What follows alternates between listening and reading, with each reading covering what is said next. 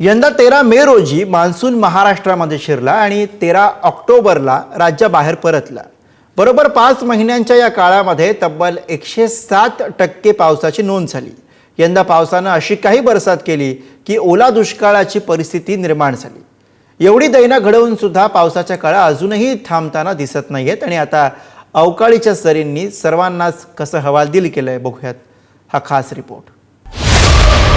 5 महिने पावसाळा तरीही संपेनात कळा। मान्सून आला, शेतकऱ्यांना रडवून गेला। पावसाचा मुक्काम लांबला, आता अवकाळीच्या कळा।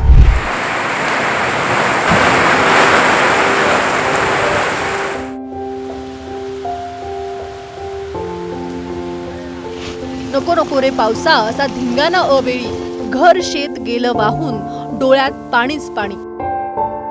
यंदाच्या पावसानं अशी पुरती दाणादाण उडवून टाकली आहे। कहर म्हणजे ऑक्टोबर संपत आला तरी पाऊस काही थांबायचं नाव घेत नाहीये।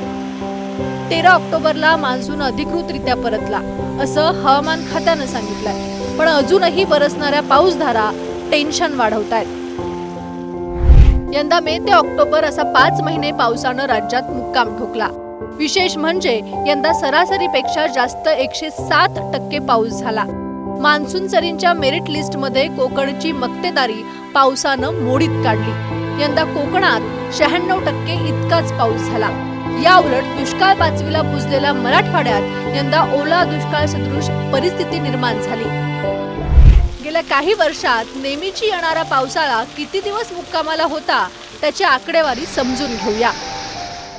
2012 साली 9 जूनला पावसाचं आगमन झालं, 15 ऑक्टोबरला पावसाने माघार घेतली। 2013 ला 10 जूनला पावसाचं आगमन झालं आणि 23 ऑक्टोबरला पावसाने माघार घेतली।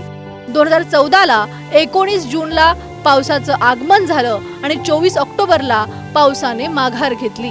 तर 2017 ला 8 जूनला पावसाचं आगमन झालं आणि 19 ऑक्टोबरला पावसानं माघार घेतली।